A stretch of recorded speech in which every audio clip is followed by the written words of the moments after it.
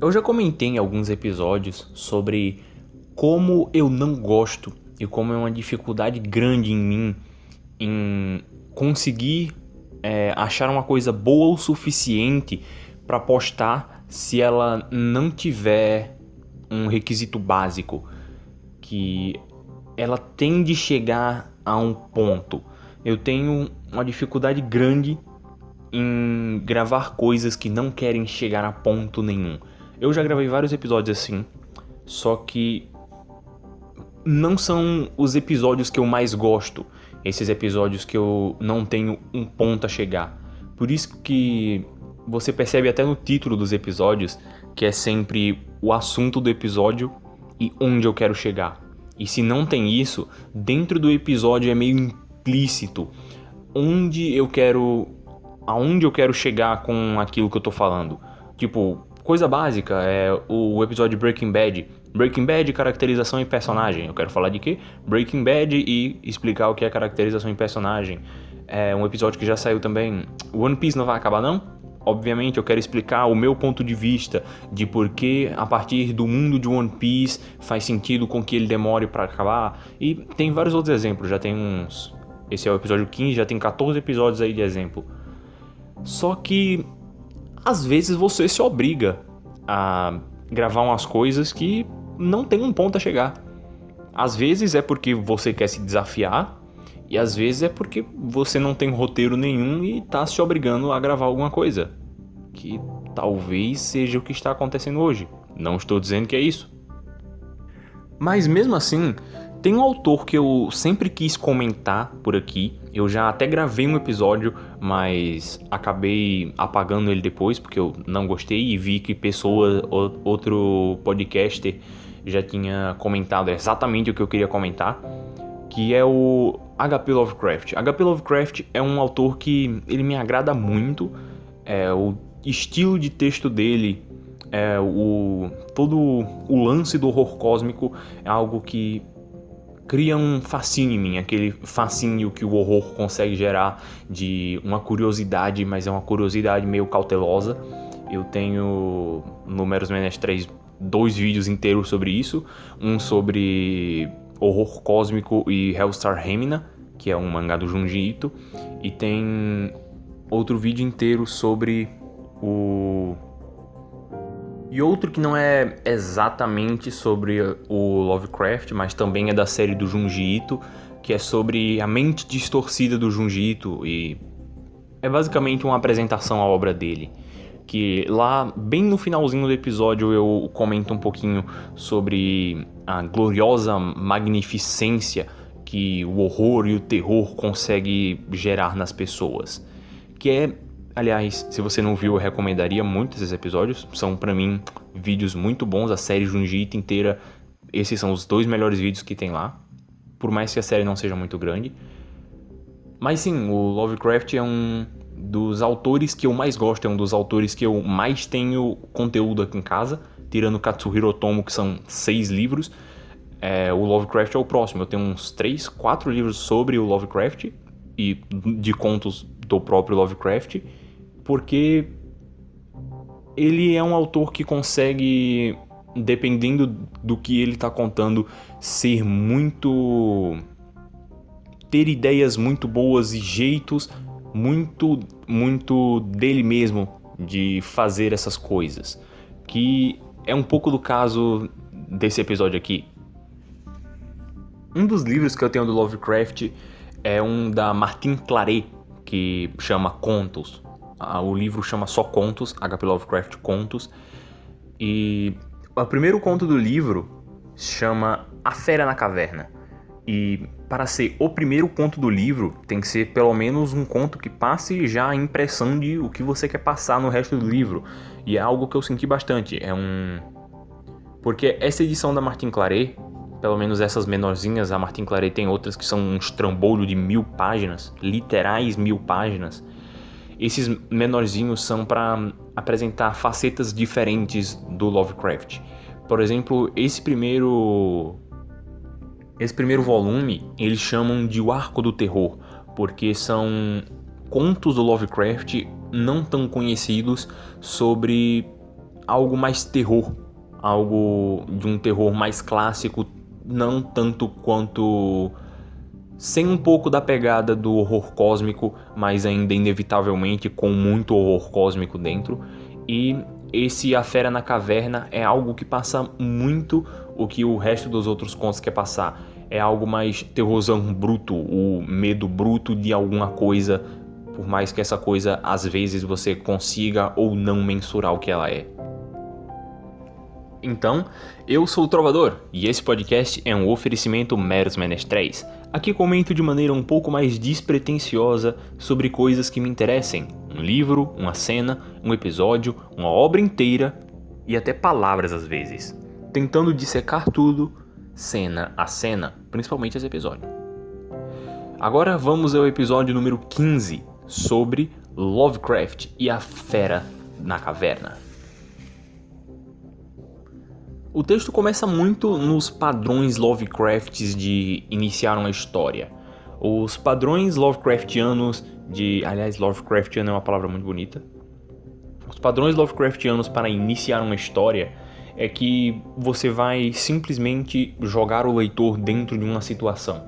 Porque a maioria dos contos e de todas as histórias que ele conta são narrações, normalmente em primeira pessoa, do passado, uma coisa que já aconteceu e a pessoa está simplesmente narrando os acontecimentos que ela vivenciou, que é exatamente o caso daqui.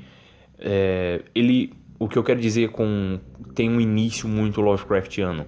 O Lovecraft gosta muito de, no início do texto, simplesmente jogar o leitor dentro da ação. Ele começa sem explicar muita coisa, jogando você no meio de alguma situação que fisga sua atenção de primeira instância. Tem uma frase que eu não lembro agora de que texto é, que representa muito bem isso, que ele literalmente começa o texto dizendo que... Eu não vou lembrar a citação perfeita, mas ele diz que... Sim, ele acabou de dar 6 tiros na cabeça do melhor amigo, só que ele tem como provar que não foi ele quem matou ele. Ele quem matou ele. Minha capacidade de criar frases é boa, vocês já devem ter percebido. Mas por mais que o Lovecraft lhe jogue diretamente dentro da ação de alguma coisa já está acontecendo quando você começa o texto, isso não impede que os textos dele tenham uma separação que seja visível de atos. Você vê claramente onde começa o primeiro ato, onde termina o primeiro ato, onde começa o segundo e o terceiro. É fácil perceber aqui que... Primeiramente, deixa eu dar uma explicadinha sobre o que é o texto. A Fera na Caverna é sobre alguém que gosta de filosofia e é um pouco religioso, que estava em uma excursão com várias pessoas e um mandante da excursão, um trilhista, a pessoa que estava mandando na excursão, ele começou a andar ele pegou um caminho diferente do que o grupo dele estava tomando, e ele andou tanto que ele acabou se perdendo, e ele estava lá no meio da caverna, embaixo da terra, completamente perdido, com a sua tocha já no fim de suas chamas, e ele já estava pensando, caramba, eu morri. E esse é basicamente o início, que no nosso caso vai firmar o nosso primeiro ato da história, o ato em que ele fixa todas as ideias e vai preparar isso para a entrada do segundo ato, que junto do segundo ato vai entrar a nossa querida criatura, que ele chama de fera, que é a fera na caverna, então tem que ter uma fera na caverna. O segundo ato é marcado com a entrada da nossa querida amiga fera. Eu percebi que é muito engraçado falar o segundo ato é marcado com a entrada da fera. Parece o Raul Gil falando. Porque, assim, continuando ali, o nosso amigo que estava perdido dentro da caverna, ele já tinha aceitado que ele ia morrer. Ele estava perdido embaixo das pedras, ele já tentou andar para todas as direções, não conseguiu achar o caminho que ele veio. Então ele simplesmente decidiu que, ok, eu vou morrer, vou ficar aqui apenas sentado vendo o fogo se apagar. Só que quando o fogo estava nas suas últimas madeixas de vida e que finalmente se apagou, ele decidiu que não, na realidade eu ainda tenho muito o que fazer, eu ainda tenho muito o que viver. Então ele começou a gritar, gastar toda a energia que ele ainda tinha para ver se ele conseguia chamar a atenção do guia da trilha. Só que na realidade ele acabou chamando outra coisa. As tentativas que ele jogou para dentro do mundo chamaram na realidade uma besta que, após a sua tocha se apagar, ele não consegue ver o que ela é. E ele sabe que tem alguma coisa perto dele, porque ele escuta os passos. Desde o início do conto, ele vem comentando da sua audição muito boa, que ela ganha um boost por estar no escuro. Você não tem a visão, você acaba prestando mais atenção nos outros sentidos. Então ele tá escutando, tá ouvindo que tem alguma coisa perto dele, só que ele não consegue saber o que é.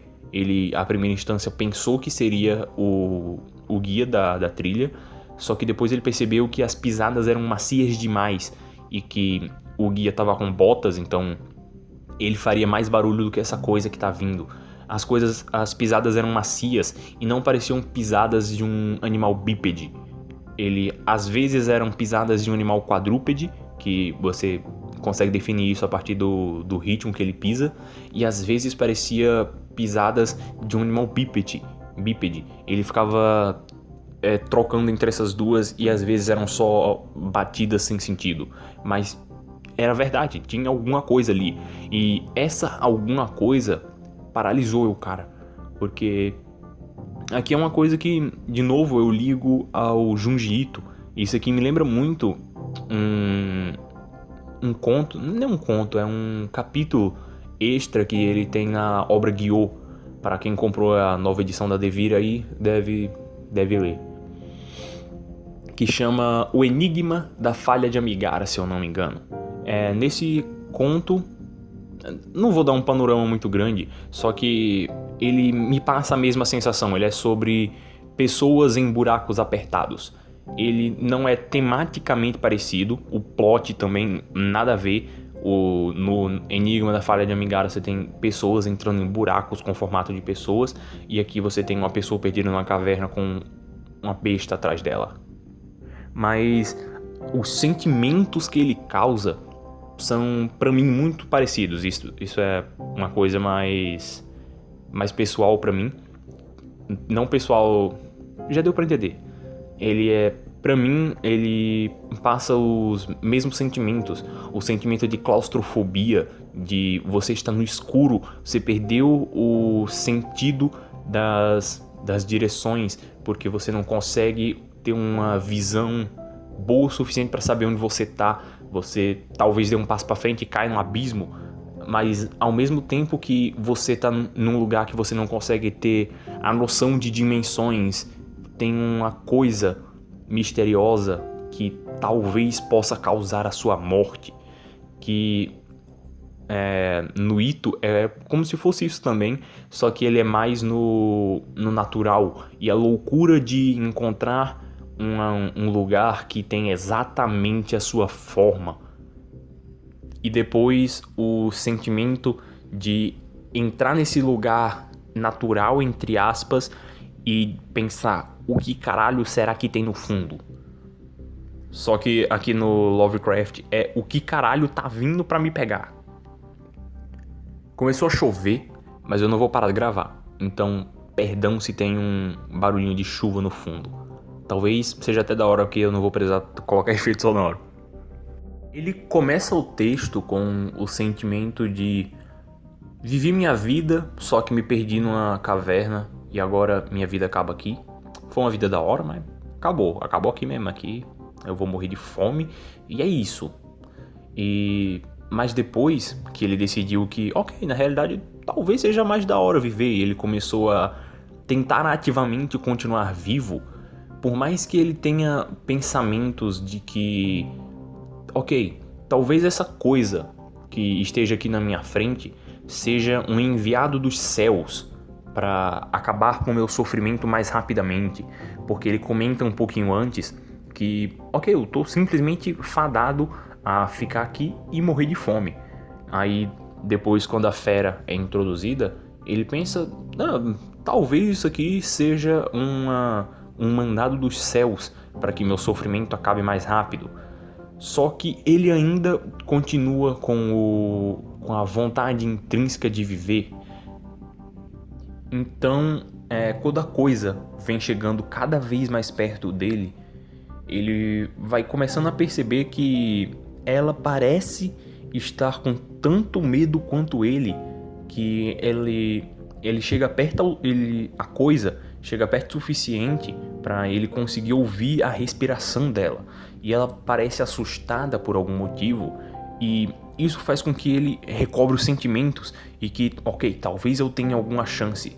E quando ele pensa isso, ele começa a procurar assim no chão e cata algumas pedras. E dessas algumas pedras, com a audição apurada que ele disse ter, ele vai tentando descobrir onde a fera tá, pelo barulho das passadas e pelo barulho de respiração que ele já estava ouvindo. Então ele joga pedra no bicho e o bicho cai. Ele joga pedra, o bicho caiu no chão e ele saiu correndo. Porque ele acreditou que saindo correndo ele tinha alguma chance. E por algum acaso ele teve a chance de verdade, a chance que ele poderia ter. Ele correu e acabou chegando de volta ao cara que estava ministrando ali a trilha. Que eu não sei porque ele não fez isso desde o início. Talvez para poupar energia ele já tinha decidido que, ok, esse aqui é meu túmulo. É até bonito morrer dentro de uma caverna. É um túmulo bem grande.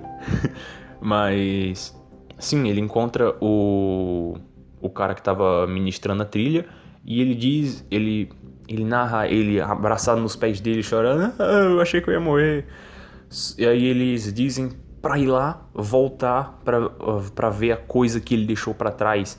Ou que tipo de animal era aquele que ele fica se perguntando o tempo inteiro. Que coisa era aquela que ora é bípede, ora é quadrúpede. Essa coisa estranha que ele não conseguia definir, que também ele estava completamente no escuro. A única coisa que ele podia fazer era criar em sua imaginação a forma daquela coisa. Que, diga-se de passagem, quando você está com medo, é a pior coisa que você pode fazer, é imaginar a forma de alguma coisa.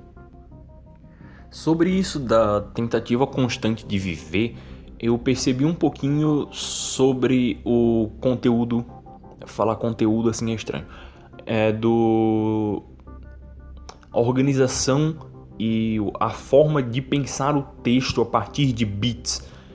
Você não sabe o que é um bit?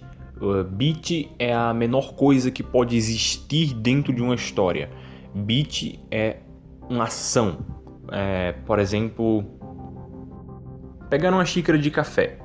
Pegar uma xícara de café é um comportamento. Na realidade, vamos dizer que você quer um café. Você quer um café, então você estica seu braço e pega sua xícara de café. Você tem um comportamento, que esse comportamento gera uma ação, que essa ação, vamos dizer que você tentou pegar a xícara de café, só que na realidade ela escapuliu da sua mão e caiu na mesa. Essa ação gera uma reação que gera um novo comportamento, que nesse caso é limpar a mesa. Então, esse é um bit, é basicamente uma mudança de comportamento a partir de uma ação. Ele tentou pegar a xícara derramou e ele teve de limpar a mesa, que é basicamente tentativa e falha. A tentativa e falha é muito perceptível dentro dos parágrafos, porque ele começa o parágrafo com um pensamento. A partir desse pensamento, ele faz uma tentativa coerente com o pensamento. O mundo responde de um jeito totalmente diferente do que ele queria, e a partir dessa reação, ele é obrigado a ter ele é obrigado a ter um novo comportamento, que daí entra um novo parágrafo.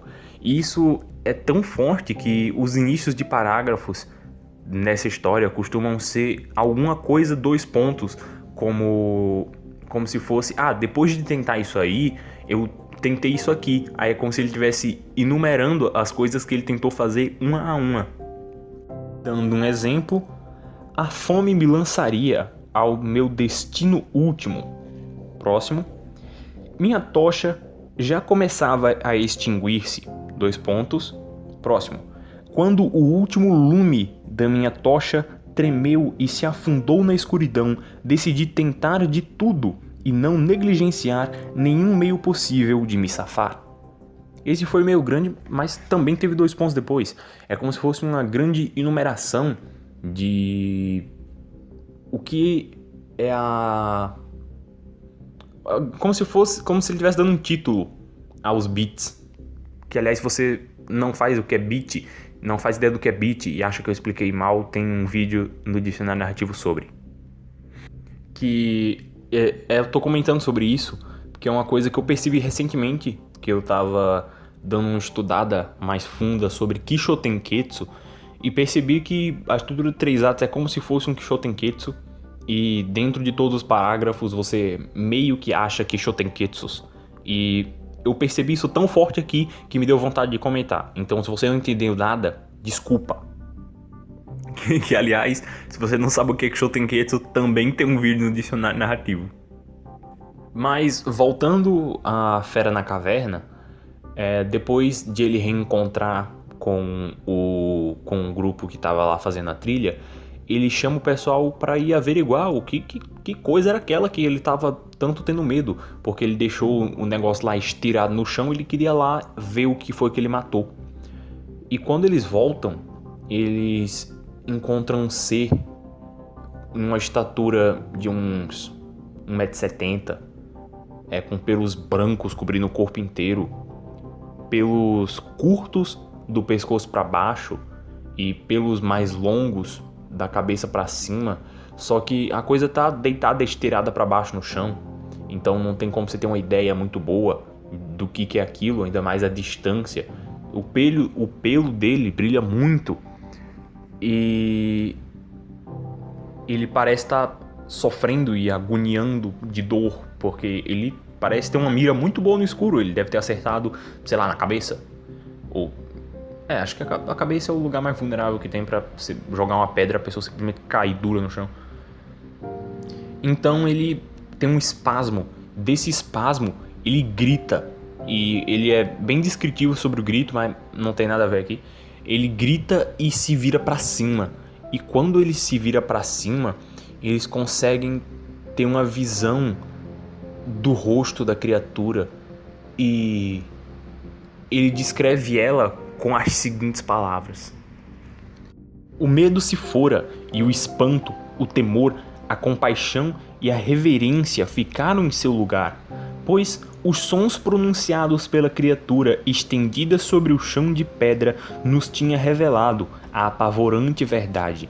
A criatura que eu tinha matado, a estranha fera da profunda caverna, era ou tinha sido alguma vez um homem. Eu vou deixar você pensar um pouquinho sobre isso. Se você lê o texto, isso obviamente tem essa afirmação, obviamente tem uma força muito maior.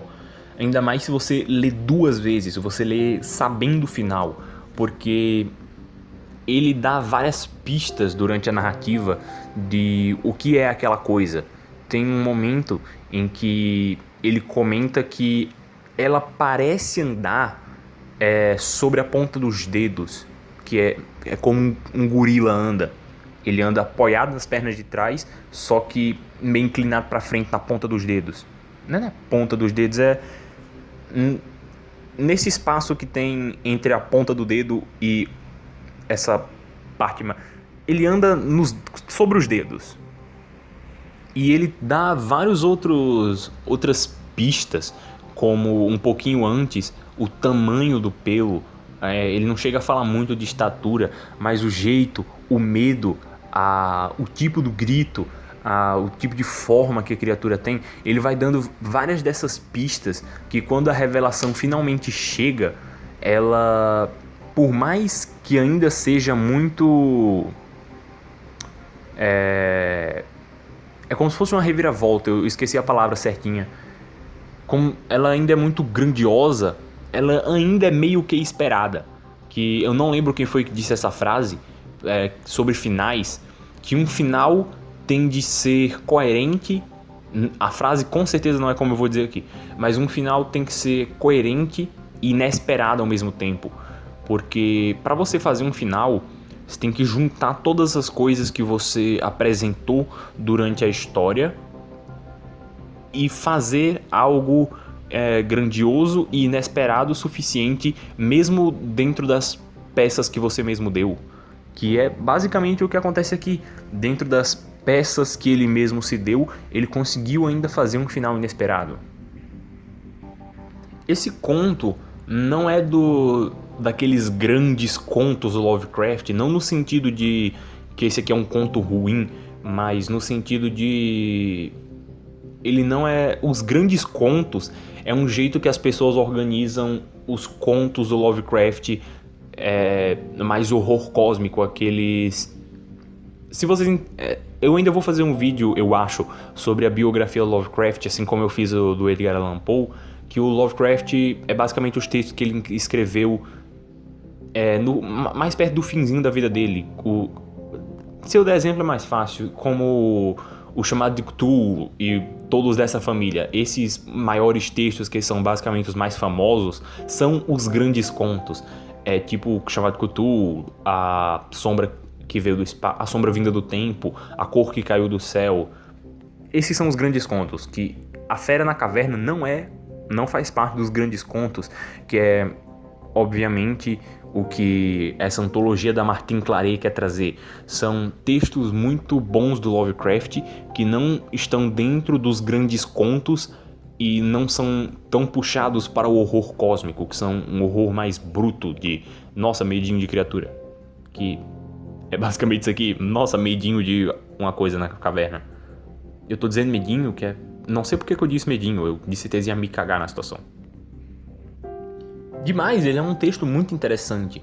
Ele é o Lovecraft tentando coisas mais clássicas do horror.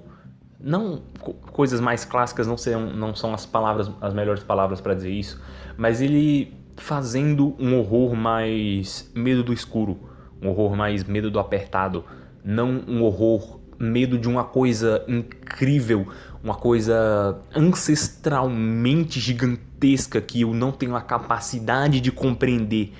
É um medo... estou com medo do escuro porque tem alguma coisa aqui nesta sala que me amedronta. E não, meu Deus, essa coisa que está na minha frente é imensuravelmente inexplicável.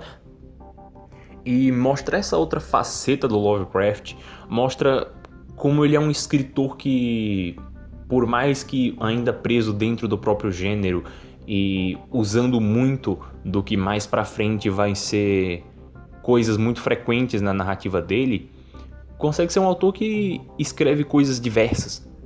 É só o que você vê aí, autores que só conseguem escrever a mesma coisa. Não é, Hiro Mashima? Essa alfinetada vai me custar uns tapas. Bem, é isso. Minha intenção aqui, como eu mesmo disse, não era chegar a nenhuma conclusão grandiosa. Não que nenhum episódio chegue a uma conclusão grandiosa, mas alguns episódios explicam coisas e depois que eu consigo explicar elas, meu trabalho tá feito. Aqui não. Eu queria gravar alguma coisa, tava sem nenhum roteiro pronto e decidi, tá bom, eu vou gravar uma coisa mais solta, que é basicamente a premissa do Cena a Cena, só que esse aqui é mais solto ainda, uma coisa mais soltinha, sobre uma coisa que eu gosto, uma coisa que eu queria falar faz muito tempo, que Lovecraft é uma pessoa que é difícil de se comentar sobre, porque toda vez que alguém comenta de Lovecraft, você tem que comentar do racismo intrínseco que tem dentro das obras dele, que talvez eu ainda faça um episódio sobre isso, mas não quis comentar aqui, porque ia ser mais do mesmo. Então, do mais, é um texto muito interessante se você quer ler, se você quer adquirir essa edição da Martin Claret, recomendo muito. Ela tem alguns probleminhas com tradução, só que são probleminhas que dá pra relevar. É porque, como eu mesmo comentei agora, o Lovecraft tem muitos problemas com racismo, e essa edição da Martin Claret, ela não é que ela corta o racismo, porque tem textos que é realmente muito racista. Essa daqui, ela não diminui o racismo ou corta o racismo. Ela pega o racismo do Lovecraft e transforma como se o Lovecraft fosse pró as coisas que ele abomina. Não é abomina, as coisas que ele desconhece. Aí meio que você tira a ideia que o cara tinha, você tira a identidade do próprio autor. Por mais que tirar uma identidade racista não seja tão problemático, já deu pra entender, tem uns probleminhas com tradução. Mas do mais, as traduções são muito interessantes, ela tem textos muito interessantes, textos que você não vê em qualquer antologia por aí, porque a própria premissa dela são textos que nem todo mundo ouviu falar, que eu já tinha lido bastante, não vou dizer bastante coisa do Lovecraft, eu li aquela edição da Dark Side, tem uns 6 textos lá, antes de ler essa que eu li da Dark Side. Uns 6 textos lá, eu nunca tinha ouvido falar desse daqui, mas é da hora, uma edição da hora, pequenininha, bonitinha. E tem continuação, ela tem, como eu falei, essa aqui é como se fosse um ciclo do terror. Ela tem essa do ciclo do terror, ela tem a do ciclo dos sonhos, que o ciclo dos sonhos realmente existe, é uma ideia que o público do Lovecraft tem. Ela tem outra sobre o ciclo do horror cósmico, que é como se ela estivesse separando por edições. Então, do mais, obrigado por ouvir esse episódio. Eu ficaria muito feliz se você pudesse compartilhar ele com algum amigo e ficaria mais feliz ainda se você deixasse um comentário dizendo o que você achou. É isso, amigos? Então, até a próxima cena.